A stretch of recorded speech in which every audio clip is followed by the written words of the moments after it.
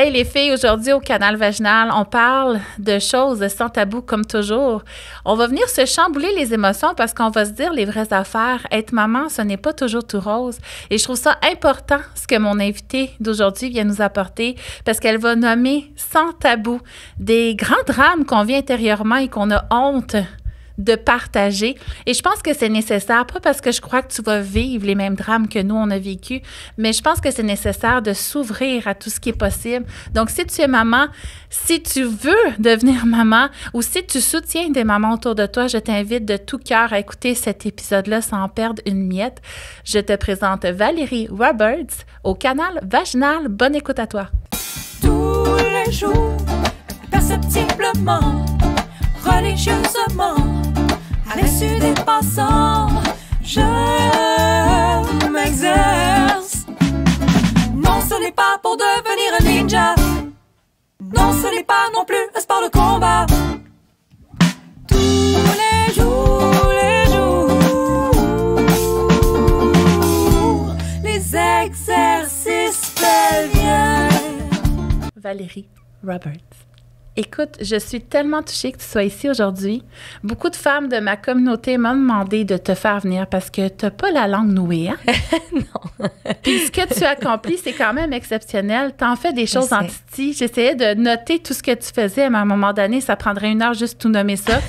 En gros, tu es animatrice, tu es à la radio, tu es chroniqueuse, tu es autrice aussi, puis on est venu parler de ton livre, le postpartum. Ouais. Mais avant qu'on embarque dans ton livre, j'aurais aimé ça qu'on apprenne à te connaître un peu. Je te suis. Fait que là, en ce moment, tu fais quoi comme projet? En ce moment, ben là, au moment où on enregistre, c'est l'été. Fait que j'anime à C'est quoi. Moi, habituellement, je suis co-animatrice de l'émission du matin à C'est quoi qui s'appelle Debout les comiques. Mais ça fait longtemps que je veux commencer doucement à animer puis à voir comment ça pourrait être pour moi, là, être à la barre de l'émission. Fait que là, c'est ça que je fais là. Fait que c'est vraiment trippant. C'est comme une autre aventure parce que c'est de la radio quand même, mais c'est comme un autre métier complètement que celui d'animer versus celui d'être comme la co-animatrice puis l'apport de contenu. Fait que là, je vis vraiment un bel été. J'ai ouvert un bar à vin dernièrement. Oh, c'est bien cool, j'avais même pas vu ça. Ben oui, avec une gang de copains puis de collègues. On est 8 là-dedans. Puis c'est en plein milieu du quartier des spectacles. Fait que là, c'est les Francopholies au moment où on enregistre. Fait qu'on est là-bas aussi, on est au Franco avec notre bar à vin, à essayer de remplir ça, puis à trouver des soirées intéressantes pour les gens qui vont venir prendre un petit verre puis manger une petite bouchée. C'est mon chum qui fait la bouffe. Fait que c'est comme un moment extrêmement chargé, mais extrêmement heureux. Mais je suis vraiment contente de t'avoir ici. Merci. J'étais super intimidée. En fait, j'ai pas dormi de la nuit. Ben voyons! Ben je te le dis. Puis tu sais, je suis juste une professionnelle de la santé. Tu sais, je sors d'où, je fais quoi? Ça n'a pas rapport que je sois devant toi. Je suis tellement chanceuse. Ouais, mais attends, moi, je suis une professionnelle de mon métier, mais je veux dire, c'est pas... c'est juste une job comme une autre. Ça donne que ça amène un côté public, puis ça donne un pouvoir à la voix, d'une certaine manière. Oui, puis ça, c'est cool. C'est pour ça que t'es là, parce que t'as pas la langue nouée, puis t'en as des choses à dire. J'essaie. J'espère de te laisser de l'espace pour tout dire ça. Oui. Mais j'aimerais ça savoir avant. T'étais quel genre de petite fille, toi? J'étais une petite fille, oh mon Dieu, tu demanderais à ma mère puis à mes meilleures amies de l'époque, puis tu sais, j'étais déjà ce que je suis actuellement, là. Ouais, on est comme ça, hein? Ouais. Moi, j'étais la petite extravertie. Ma mère s'est fait dire tout mon parcours scolaire que j'étais super chouette, mais que je parlais ben trop, puis il fallait que j'arrête, puis que c'était fatigant pour les autres. Fait que ma mère, elle leur disait, ben écoute, je comprends ce que vous voulez dire, mais elle est très bonne à l'école. Fait que occupez-la. Si elle parle, c'est parce qu'elle n'est pas occupée. Fait que gérez-la. Fait que grâce à ma charmante mère, j'ai eu des travaux supplémentaires tout mon parcours scolaire pour me faire fermer la bouche. Mais puis j'étais très extravertie, tu sais. Ma plus grande amie d'enfance s'appelle Valérie aussi. Puis Valérie, tu sais, on a des photos d'elle dans son sous-sol où ma mère m'avait acheté une tenue à ma demande, qui ressemblait à Céline Dion, là, genre des grosses manches en dentelle, puis des gros pantalons pattes d'éléphant en velours, puis je faisais des concerts devant sa famille pour sa fête. Tu sais, je veux dire, c'est ça. T'étais ce genre de petite fille-là. Oh man, j'étais la gossante qui voulait toujours faire un spectacle. Hein. Fait que les C'est mamans ça. qui nous écoutent, hein, si vous Ouais. voyez votre petite fille dans Valérie, c'est peut-être ça son chemin. Hein? Ouais, laissez-la aller. Laissez-la aller parce que juste après, je reçois Geneviève Breton que tu as interviewée dans ton livre. Ouais. Puis elle voulait faire comme toi. Hein? Ouais. Elle voulait être comédienne puis elle est devenue avocate. Fait que voilà, hein, faut les connaître, nos petites Ouais. filles. Faut les Ah ouais. connaître. Et là, dans ton livre, tu as interviewé beaucoup de femmes qui avaient Ouais. des choses à dire très crues. Puis j'ai adoré enfin lire quelque chose de aussi authentique. Ouais. Puis toi, on entend ton histoire par petites parcelles Ouais. et tu tombes pas deep into it. Ouais. Fait que j'aurais eu envie, dans ce premier épisode, qu'on aille plus profond. C'est parfait. J'ai noté des petites choses. Oui. Tu dis parler de ton expérience souvent avec humour pour pas déranger les autres. Ouais. Puis quand tu parles de ton expérience de la maternité, Ouais. bien souvent tu te mets à douter Ouais. que tu es compétente comme maman. Ouais. Ça a été ma première grande réalisation. Puis ma fille, elle avait quelques heures, là. Hmm. Tu sais. Mais il y a une partie de moi qui était pas capable de comprendre que quand elle pleure, elle s'exprime aussi. Tu sais, un bébé, quand ça pleure, elle peut pas me dire Hey, ma enchantée, j'ai faim. Tu sais. Je veux dire, la seule affaire qu'elle peut faire, c'est pleurer. Mais pour moi, automatiquement, les pleurs, c'était comme un échec, genre. Fait que dès qu'elle est née, moi, la chute d'hormones m'a entraîné une découverte de l'anxiété que j'avais jamais connue. Fait que je comprenais T'étais pas pas du quelqu'un tout. d'anxieuse avant. Jamais. Ça t'est apparu en accouchant. Ouais. Moi, l'anxiété, même, je vais aller loin, mais je jugeais ça, genre. Ouais. Les autres qui étaient anxieux, je me disais, ben voyons, gère-toi. Ben oui. Tu sais, je veux dire, évident. prends sur toi. Pourquoi on est en train de parler de ça, là? Mais là, quand c'est arrivé dans ma vie, c'était la naissance de ma fille, puis c'était un monde que je connaissais pas, puis que je voulais vraiment pas dans mon existence. Découvrir. tu sais. Ouais. Fait que là, elle pleurait. Pour moi, ses pleurs, c'était significatif de « elle va pas bien ». Puis si elle va pas bien, puis j'essaie de la consoler, puis j'essaie de lui donner à manger, puis de la cajoler, puis que ça marche pas, bien, automatiquement, je deviens quelqu'un d'incompétent, tu sais. Parce qu'en plus, dans ma vie, ce que je fais, je le réussis, Ouais. tu sais. T'es une fille de performance. Ouais, T'es une vraiment. fille qui performe. Ouais. Fait que là, il fallait que je performe ma maternité, tu sais, tu comprends? Ça, on le voit beaucoup dans ton livre. Hein? Tu as Ouais. interviewé beaucoup de performantes C'est fou. femmes, des femmes performantes. Oui, mais je réalise que c'est... tu sais, dans mon livre, il y en a beaucoup. Tu sais, il y a 14 femmes dans le livre. Je pense que les 14 doivent être performantes. Ouais. Puis je pense que ça doit être un genre de mal généralisé des mamans de nos jours. Je pense qu'on a... Tu sais, il y a certains théoristes qui disent que quand les féministes sont arrivées, elles ont révolutionné tellement d'affaires pour les femmes, puis ça les a tellement libérées, mais qu'il y a une affaire qui a été oubliée, puis c'est la maternité, tu sais. Fait que là, il faut être performante dans notre vie amoureuse, dans notre vie de carrière, dans notre vie amicale. Il faut penser à tout en avant, fait qu'on a une charge mentale de fou furieux, puis il faut être bonne, il faut être la meilleure mère, après dire. Il faut être la mère parfaite. Celle qui donne pas d'écran. C'est quoi une mère parfaite pour toi? Je sais pas.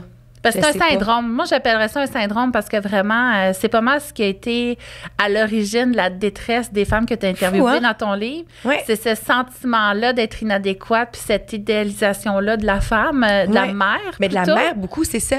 Mais moi, ce qui m'avait le plus jeté à terre, c'était que quand j'ai donné naissance à ma fille, j'étais supposée vivre la plus grande joie de mon existence, tu sais. Parce que la maternité, puis le moment où tu donnes naissance, c'est tellement idéalisé. Mais tu sais, moi, c'était une césarienne. Il faisait froid dans la pièce. J'avais pas le goût de me faire ouvrir. J'avais pas le goût de que mon corps soit dans la situation où il se trouvait, tu sais. On sortait ma fille de là. Mon chum partait avec. J'étais comme... Là, moi, ça me convient pas pantoute, là, ce qui se passe, tu sais. Fait que c'est comme si, dès le départ, mon rêve ou ce que j'idéalisais de la maternité, tout à coup, ça existait déjà plus. Fait qu'après ça, ça a comme été dur de le ramener, voire impossible de le ramener. Mais comme ce premier choc de « hé là là, on dirait que j'aime pas bien ça. Mhm. Puis je suis supposée vivre le plus beau moment de mon existence. Comment ça que moi, je le vis pas? Puis, hé là là, je pourrais pas en parler, tu sais. C'est sûr que je pourrais pas en parler parce que je dois être la seule qui vit T'es ça. la seule. Oui, parce que tous les gens autour de moi qui ont eu des enfants m'ont dit à quel point c'était l'aventure d'une vie, tu sais. Mais c'est ça, quand j'y réfléchis, après, je me dis, ah ben oui, l'aventure d'une vie. Mais tu sais, une aventure, c'est pas nécessairement toujours positif, tu sais. Il y a du négatif aussi qui vient avec ça. Mais à ce moment-là, dans des hormones un peu capotées, il n'y avait aucune possibilité de le savoir, tu sais. J'étais juste perdue. Puis fait que l'idéalisation de la maternité, c'était basé sur ressentir une joie en tout temps. Tout le temps. Ouais. En tout temps. Tout le temps. Ça, tu le dis dans ton livre, hein, qu'en fait, c'est bien beau être enthousiaste, le positivisme toxique, c'est toxique, hein? Je pense que oui. On n'est pas obligé de vivre chaque épreuve avec le sourire aux lèvres. Ça, Non. je trouvais ça bien que tu le mentionnes. Ouais. Mais là, toi, enceinte, tu t'es préparée comment à tout ça? Mais T'entendais la joie de vivre des autres, mais qu'est-ce que tu as fait d'autre? Mais je savais même pas que ça existait, le 4e trimestre. À vrai dire, c'est pas vrai. Il y a une fille qui avait des très beaux vêtements en tant que femme enceinte. Puis j'avais écrit pour lui dire « Hey, je suis enceinte. Je trouve que tout le stock est pas super beau. Toi, je trouve que t'es toujours bien habillée. On se connaît pas. Enchantée. Est-ce que t'es game de me dire où tu t'habilles? » Fait qu'on s'était mis à se parler un peu. Puis tu sais, j'avais juste exprimé le fait que moi, j'étais pas très épanouie enceinte. Je fais pas partie des femmes qui se sont trouvées belles. Je me suis pas sentie au sommet de mon être, tu sais. J'aimais pas ça. Est-ce que tu en parlais? À certaines personnes, oui. T'en as pas parlé publiquement. Une fois. Comment ça a été reçu? Ben, merveilleusement bien. Ah, c'est bien cool. Oui, j'avais vraiment beaucoup de messages. Les messages négatifs, ils venaient des hommes. Ah oui, hein, sont Ah, insultés. ouais. Ah, ils sont bien fâchés, là. Parce que t'en parles dans ton livre de l'intimidation des mères qui osent en parler. Ah oui, mais ça. T'en as-tu vécu de ça? Depuis la sortie de mon livre, honnêtement, que très peu. OK. Il y a certaines personnes, elles sont beaucoup d'une autre génération, OK. donc beaucoup plus vieux, je dirais dans la soixantaine à peu près. Eux, ils sont souvent bien outrés que je m'exprime négativement par rapport à la maternité puisque c'est un miracle. Puis à chaque fois, je leur dis, ben effectivement, tu sais, je veux dire, 15% des relations sexuelles vont se terminer en bébé, tu sais, en embryon, puis même de ces grossesses-là, il y en a qui se rendront jamais à terme. Fait que, tu sais, je serais curieuse de savoir c'est quoi la statistique du bébé qui va vraiment naître en santé puis que tout va bien. Tu sais, ça doit être minuscule. Fait que tu considères quand tu as un enfant qui est en santé puis que ça va bien puis que toi, tu vas bien, que c'est un miracle. Mais c'est pas parce que c'est un miracle que je suis obligée de dire que chaque jour, je trippe. Tu sais? Puis la génération un peu plus vieille, je pense que ça les bouscule vraiment parce qu'eux autres, ils n'avaient pas cette possibilité de parler ouvertement. En fait, c'était leur rôle. Voilà. Est-ce qu'il y en avait d'autres? C'est triste aussi. C'est ça, ben c'est ça. Puis moi, je pense que si on leur donnait la capacité de parler ouvertement, sans aucune représaille, je pense qu'ils parleraient ouvertement puis ils diraient « Hey, moi, J'en aurais pas eu autant. Moi, j'étais pognée avec 8 à la maison. Puis, tu sais, je veux dire, moi, je me rappelle de ma grand-maman qui est malheureusement décédée maintenant puis qui aurait eu 100 ans en ce moment, tu sais. Mais tu sais, ma grand-mère, elle dit, moi, là, quand on venait cogner à ma porte, là, puis c'était le curé de la paroisse, là, puis qui venait de dire que là, ça faisait 2 ans que j'avais pas eu un bébé puis qu'il fallait que je me dépêche, là. Mais elle dit, moi, j'avais 7 enfants en bas de 10 ans. T'es comme... Mais non, tu capotes, là. Moi, je veux plus ça, là. Ah oui, c'est de la violence. Tabarouette. Ouais, c'est de la grosse violence. Mais vraiment, son corps était en lambeaux, là, ma grand-mère, tu sais. Fait que je pense qu'ils n'ont pas le choix de l'idéaliser parce que sinon, leur vie n'aurait pas fait de sens. Je pense que oui. Puis je pense que ça, être forcé de l'idéaliser, fait en sorte que nous, dans notre génération, ben on ressent cette pression-là parce que ces femmes-là qui ont 50, 60 ans, ben c'est nos mères, tu sais. Je pense que nos grands-mères, c'était encore plus fort, mais nos grands-mères, c'était super fort. Ils l'ont transmis à nos mères. Puis là, nos mères, pour eux, ben c'était un peu le même principe. Puis là, nous, on est comme, hey, attends une seconde, là, moi, je trippe pas sur le concept, là. Fait que là, nos mères disent, ah, ben oui, c'est vrai. Hey, moi aussi, il y a une petite portion où j'ai pas trippé sur le concept, mais elles peuvent pas le dire nécessairement d'une manière aussi ouverte que nous, on peut le faire. Mais tu sais, moi, quand j'ai décidé de prendre la parole vraiment ouvertement, je me suis dit, j'espère que quand ma fille, si un jour elle veut avoir des enfants, on pourra en parler ouvertement ensemble. Puis elle serait capable de me dire, hey maman, je trippe pas sur, tu sais, je suis enceinte puis je me sens pas bien. C'est C'était ma prochaine question. Comment tu as préparé Lucie à la maternité? Oui, moi, j'ai 3 filles. T'sais. J'en ai une biologique, j'en ai 2 de la relation précédente de mon mari. Parce que tu as écrit aussi un livre sur... La blonde de papa. Ben oui, c'est ça. Ouais, sur les belles-mères. Dans le fond, là, c'est un peu le même principe que Postpartum. Postpartum, c'est 14 femmes plus moi. Donc, on est 15 au total qui témoignons sur la période du 4e trimestre, les 3 mois suivant l'accouchement de la femme, qui est pas mal plus que 3 mois finalement, mais en tout cas, de manière littéraire, c'est 3 mois. Mais j'avais écrit un livre précédent sur l'expérience des belles-mères. Fait que là, ça c'est 20 femmes, incluant mon témoignage, qui sommes belles-mères, puis qui voulaient parler ouvertement des difficultés que tu ressens quand tu embarques dans la vie de quelqu'un, puis que cette personne-là a déjà des enfants, tu sais. Fait que tout ça pour dire que moi, j'ai 3 filles dans ma vie, tu sais. Oui. Puis je trouve que c'est beau d'être capable de leur donner un discours ouvert, tu sais, puis de leur dire, hey, la gang, la journée où vous allez choisir d'avoir des enfants, si vous choisissez d'en avoir parce que c'est pas obligatoire, fait que si vous en voulez, sachez que ça se peut que ce soit extraordinaire du début à la fin, là. Moi, j'ai une amie, ma plus grande amie dont je parlais tantôt, Valérie, qui vient d'avoir un bébé en solo-parentalité, inspirée par Geneviève Breton, que tu vas recevoir plus tard dans la saison. Fait que elle, tu sais, je l'avais avisée de tout. Je lui ai donné mon livre. Elle a écouté le podcast. Elle a vu le bonheur d'une vie, là. Il n'y en a pas de négatif. Parce que c'est un peu ça que tu dis dans ton livre aussi. Tu sais, le monde de l'école, il est plus choquant qu'autre chose. Oui. Puis toi, ce que tu dis dans le livre, en fait, c'est que si on disait la vérité aux femmes, peut-être qu'il y en a qui choisiraient de ne pas avoir d'enfants, mais c'est tant mieux pour elles. Mais en, man. Mais au moins, quand tu le vis bien ou que tu le vis mal, tu sais que tu n'es pas anormal. Exact. Tu sais, l'important, c'est juste de le savoir. C'est comme si on te mettait au volant d'un char, puis on te dit, vas-y, on te donne pas de cours, man. Vas-y, conduis. Rends-toi à New York. Ah, oui, exact.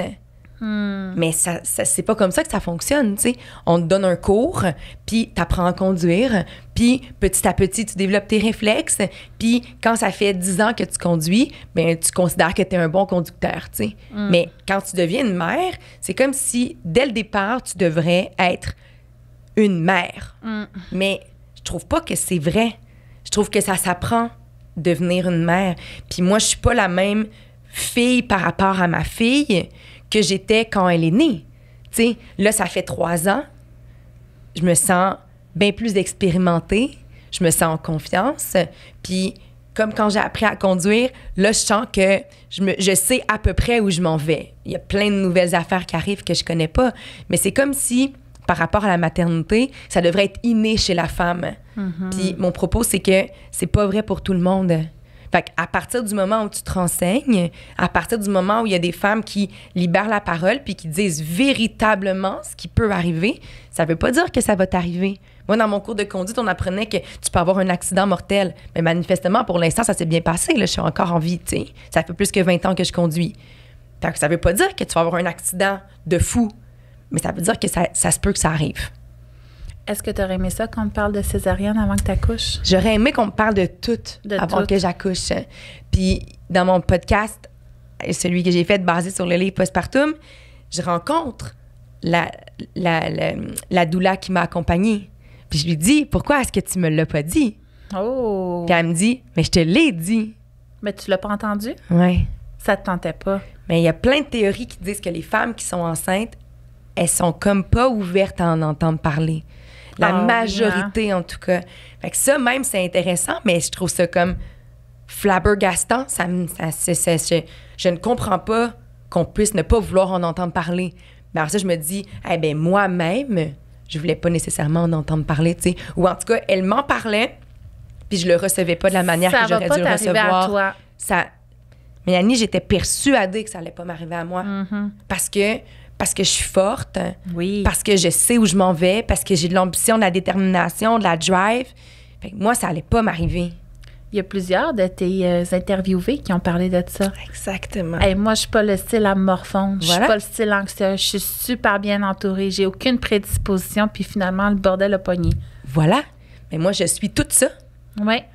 Puis toute la merde que les autres peuvent vivre, moi, il n'y a rien de mon histoire qui est écrit dans les livres jusqu'à maintenant. moi, ça va être différent. Fait que t'es pas anormal. En fait, j'ai l'impression que c'est un peu ce que tout le monde ressent. Puis moi, sur les réseaux, essayer de prévenir les femmes qu'en fait, ils ont un grand pouvoir sur leur santé à long terme s'ils font de la prévention.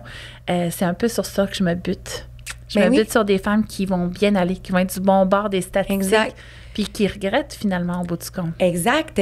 Puis c'est pour ça, je pense que c'est important d'en parler aussi ouvertement, tu sais. Puis c'est de dire à ces personnes-là, t'es vraiment comme tout le monde.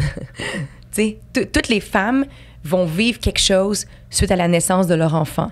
Ça peut être une joie extrêmement intense, puis finalement, les lunettes roses, elles te vont bien, puis c'est formidable, tu sais. Mais faut pas que tu oublies ton corps, faut pas que tu oublies ton périnée, faut pas que tu oublies toi, ton rôle en tant que femme. Tu sais, si t'es tellement épanouie dans ta maternité que t'en oublies ton couple puis que tu te sépares après, c'est ça la bonne option? Tu sais, je veux dire, il y a comme une multitude d'affaires qui peuvent arriver. Ça veut pas dire que ça va arriver, ça peut arriver. Mais à partir du moment où tu le sais, comme n'importe quoi dans la vie, quand tu t'informes puis tu te renseignes puis que tu es consciente de la panoplie d'émotions que tu pourrais ressentir, incluant la grande joie puis le monde de pouliche, mais c'est parfait. Après ça, tu navigues à travers tout ça. Mais tu sais, je veux dire, je sais que tu es une physio-périnéale. Moi, j'ai été accompagnée par un centre à Montréal qui s'appelle La Source en Soi, qui est un centre qui prend vraiment en charge les femmes quand elles sont enceintes, puis après leur accouchement aussi, tu sais. Fait que là-bas, j'ai consulté des ostéos, des accus. Moi, j'avais de la rétention d'eau, je sentais plus le bout de mes doigts tellement mes tunnels carpiens étaient pris. Mais tu sais, les femmes là-bas m'ont aidée, elles m'ont guidée, elles m'ont épaulée. Je me rappelle arriver là-bas avec mon bébé parce que son cou était comme bloqué pour que je voulais qu'elle aille voir l'ostéo.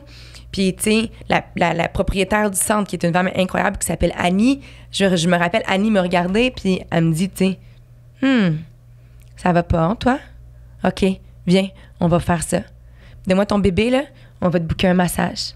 Donne-moi ton bébé, là, puis on va aller faire, tu sais, va voir en ostéo, elle va être capable de calmer ton système nerveux.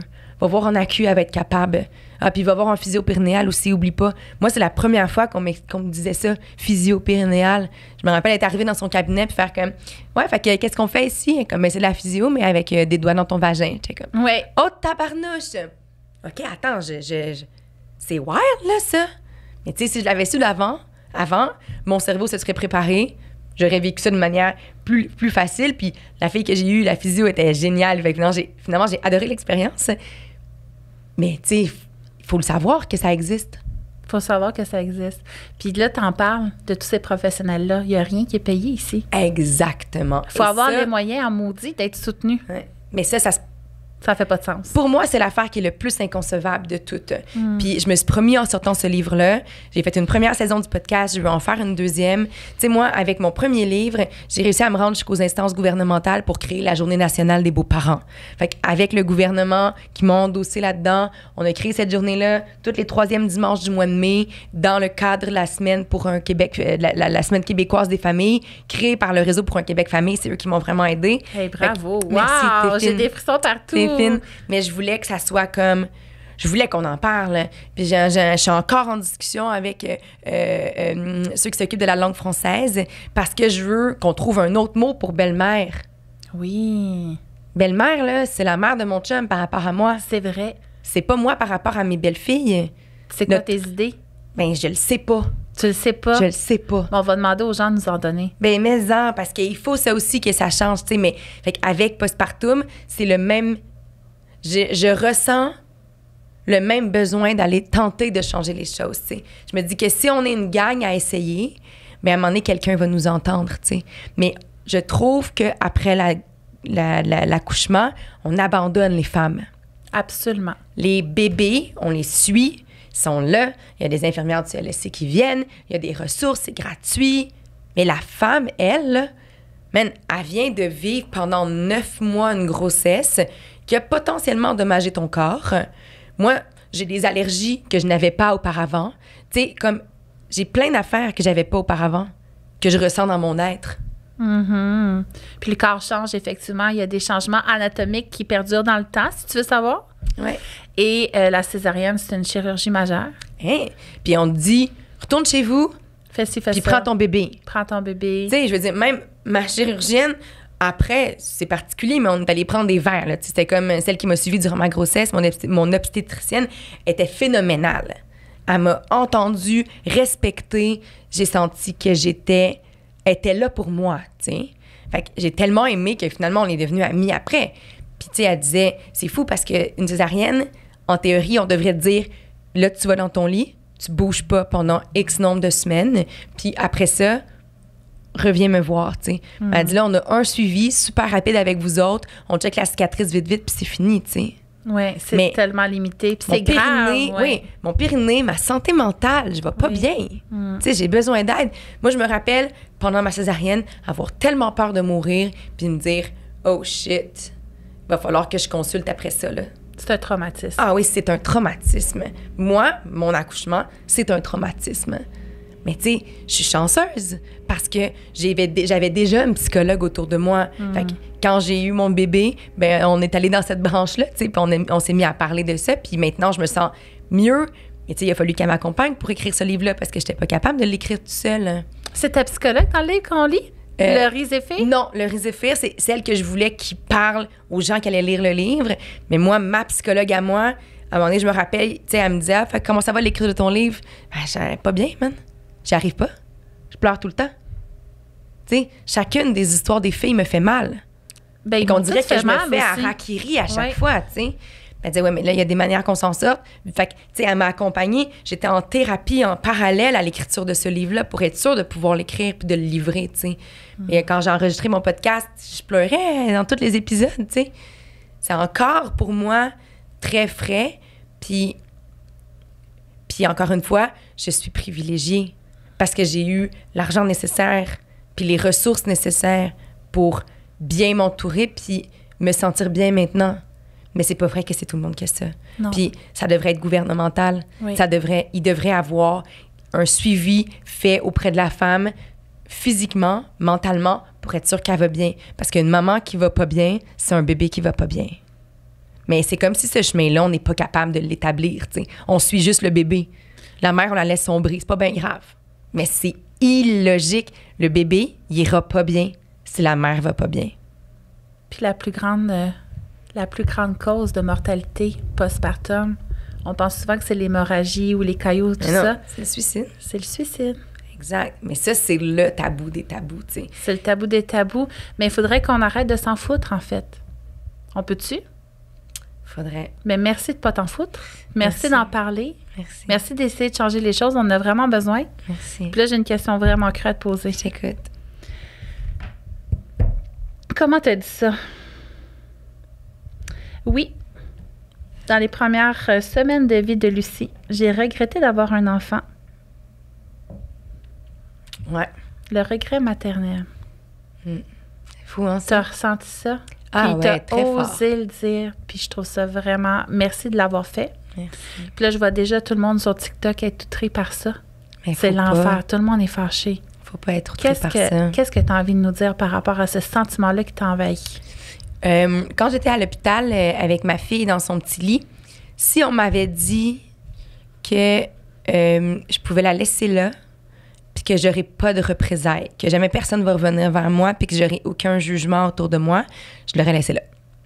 J'étais comme tellement pas bien que j'aurais arrêté tout de suite, tu sais. Je regrettais vraiment, puis je me disais, hey, on était tellement bien avant, pourquoi est-ce qu'on a fait ça, tu sais. Mais tu sais quoi? 3 ans plus tard, je me serais trompée.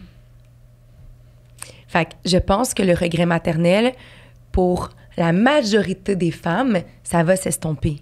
C'est-à-dire que c'est un sentiment qui vient après la naissance de son enfant, quand tu es bouleversé par les hormones, par le changement de vie qu'on vient de t'imposer, par le sens de responsabilité accrue qui vient de te pogner, par l'hypervigilance que tu viens de commencer à ressentir, parce qu'avant, tu vivais ta vie, mais là, faut que tu supervises l'autre personne, puis cette personne-là, tout à coup, elle est devenue la plus importante de ton existence, mais à vie, elle, à l'extérieur de ton corps. Fait que tu peux plus autant la protéger que quand elle était dans toi, tu sais.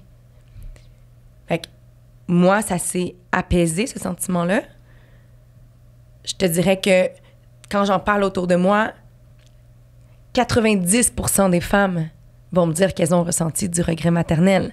Elles le diront jamais publiquement. Jamais. Dans mon livre, il n'y en a que quelques-unes qui l'ont dit. Mais elles l'ont ressenti. Puis, je trouve que si on n'est pas capable d'exprimer qu'à un certain moment, on a regretté, ben je trouve qu'on s'en va direct dans le mur, tu sais. Puis je trouve que là, ça va engendrer des femmes qui sont tellement pas capables de parler de leur mal-être que potentiellement, vont mettre fin à leur jour, tu sais. Il n'y a aucune statistique qui existe au Québec. Mais en France, il y a des statistiques qui existent sur le suicide maternel. Puis j'ai pas les chiffres précis en tête, fait que je vais vous laisser aller faire des recherches. Mais c'est dramatique, là. Oui, c'est vraiment gros. On est dans dramatique. les 10 mais je sais plus combien. Je l'ai vu récemment, justement. Puis, il faut qu'on en parle de ça. Puis j'allais plus loin. Pour certaines femmes, le sentiment du regret maternel ne s'estompera jamais. Elles vont le ressentir toujours. Puis ça va jamais affecter l'amour qu'elles ont pour leur enfant.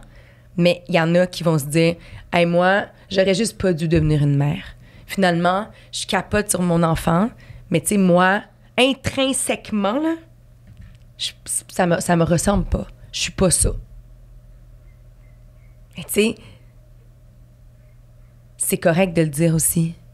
Tu sais, ça veut pas dire que ces femmes-là s'occupent pas de leur enfant. Au contraire.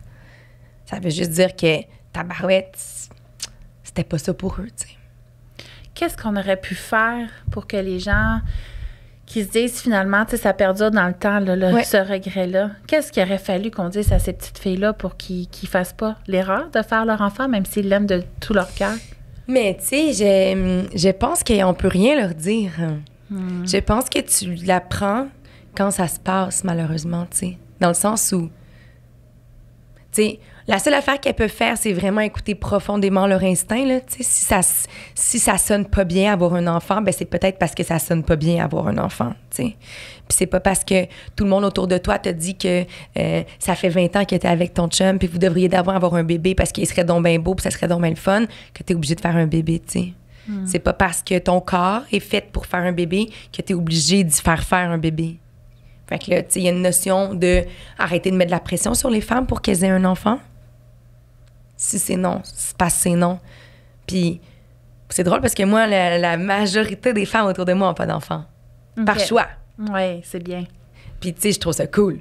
On est dans le 30% des statistiques de femmes qui ne désirent pas avoir d'enfants. Puis ça me réjouit parce qu'en fait, tant mieux. Mais ça, moi, toutes mes meilleures amies, ils n'en veulent pas d'enfants. Ben tant mieux. Puis ils trippent sur ma fille. Puis ils viennent, puis ils prennent soin d'elle. Puis ils la catinent, puis ils achètent des petites robes quand ils voient des affaires. Puis ils veulent la garder. Mais ils n'en veulent pas à eux. Puis c'est parfait ainsi. Puis c'est peut-être ça aussi, tu sais, si on libère le discours de la femme qui veut pas avoir d'enfants, bien peut-être qu'on va vivre moins d'épisodes de regret maternel.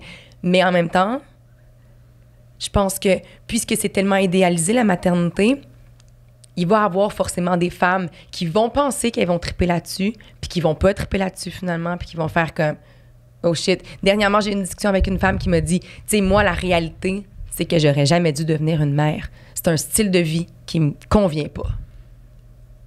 Puis je vais les élever, mes enfants, puis je les adore, puis jamais j'échangerai ma vie. » Tu sais, parce que ça, c'est important aussi. Parce qu'une fois qu'on les connaît, on veut les garder. Hey man, ils sont ben trop hot, tu sais. Oui, il n'y a aucune manière de se débarrasser de ça. Je veux dire, on capote dessus. Toute notre tête capote dessus. Leur ADN est en nous toute notre vie. C'est fou, ça. Fait que jamais ces femmes-là qui ont du regret maternel vont échanger leur vie. Jamais. Mais elles ne trippent pas sur le concept. C'est nos conditionnements. La psychologue, dans ton livre, nous le dit. Être maman, c'est de revisiter tous les conditionnements qu'on a depuis qu'on est tout petite. C'est très violent. Mais c'est un très gros deuil. C'est une très grande remise en question. Fait qu'on change, on n'est plus jamais la même. Jamais. Puis ça, dans les enjeux des interviewés, puis là, je sais même plus c'est laquelle, mais elle disait, moi, là, avant d'être mère, je voulais jamais déplaire. Fait que ça, c'est un enjeu aussi, hein, d'exister pour le confort des autres autour de nous. Ça met de la pression aussi. Vraiment. Fait que ça peut être assez confrontant. Ah ouais, il y a tellement d'affaires, là, tu sais, ça fait ressortir ses propres blessures de jeunesse parce qu'on veut pas transmettre à notre enfant ce que nous, on a vécu. Fait que, tu sais, moi, il a fallu que je retourne en thérapie encore pour comprendre mes blessures de jeunesse que je pensais même pas que j'avais. Oui, ils reparaissent quand on a le bébé dans les bras. J'étais comme, mais voyons, comment ça que je me sens seule? Mais tu sais, je savais pas, mais quand j'étais enfant, je me sentais seule, finalement. Mais c'est fou, là, comprendre ça en thérapie. Tu fais, oh, OK, c'est pour ça, là, tu sais, ça va chercher quelque chose en moi qui appartient à ma propre enfance. Mais ça aussi, c'est challengeant. Puis moi, je pensais que après avoir eu ma fille, ma vie allait continuer comme avant. J'allais ressentir les mêmes besoins, mettons, de me donner 150 000 % dans ma carrière. Ben, je suis obligée de dire que c'est plus vrai. Puis ça me fait chier, à la limite, de le dire, tu sais, parce que je suis une fille de carrière, je suis une femme de carrière. Mais maintenant, je dis non à des contrats parce que je veux être avec ma fille, tu sais. Fait que, On peut pas tout être. Non. Puis pourtant, c'est ce que j'aimerais, puis c'est ce que je pensais qu'allait se passer. Mais c'est pas vrai, tu sais. Ouais. Puis ça t'es-tu arrivé dans ton processus d'en vouloir à ta mère ou d'en vouloir à ton père? Jamais. Non, pas du tout? Jamais. Non, non. Non, je pense qu'à travers toutes les réflexions, le livre, les discussions avec les femmes, le podcast, mes propres thérapies, je pense qu'il y a vraiment personne qui est parfait, tu sais. Puis j'en viens à la conclusion que même si j'essaie de tout faire pour ma fille, je dois admettre que je vais la foquer. À petite ou à grande échelle. Je pense que personne qui élève son enfant puis cet enfant-là va se sentir parfait. Parce que si tu l'élèves dans la ouate, mais il va avoir de la difficulté à s'épanouir lui-même. Mais si tu le laisses complètement vivre, bien, il va peut-être se sentir, mon Dieu, donc bien abandonné dans la vie. Tu sais, je veux dire, je pense pas qu'il y a de parfait chemin, puis je pense même pas qu'il y a de bon chemin. Je pense que le chemin de la parentalité, c'est tu fais le mieux que tu peux. Puis ton enfant, ben, tu sais, met de l'argent de côté pour ses études, puis met de l'argent de côté pour son psychologue, puis advienne que pourra, tu sais, je veux dire, c'est ça un peu, je pense. Faut admettre qu'on sera le sujet au psychologue de notre enfant plus tard. Vraiment. Faut être assez humble pour l'admettre. Je pense que oui. Qu'est-ce que tu auras envie de dire aux perfectionnistes qui nous écoutent?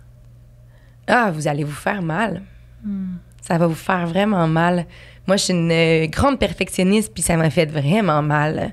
Puis c'est après, tu te dis, OK, tu sais, je peux être perfectionniste dans plein de sphères de ma vie, puis que ce soit un point positif. Dans la parentalité, le perfectionnisme, c'est pas positif, tu sais. Non, c'est pas positif. Pense pas. Je pense que ça fait mal. Je pense que ça engendre des grandes tristesses, puis ça engendre des grandes angoisses, puis je pense que c'est pas nécessaire. Quand j'ai réussi à... Puis tu sais, je dis réussi... Quand il y a un certain pourcentage de mon perfectionnisme que j'ai réussi à abandonner par rapport à ma fille, ben j'ai réussi à m'épanouir bien plus, tu sais.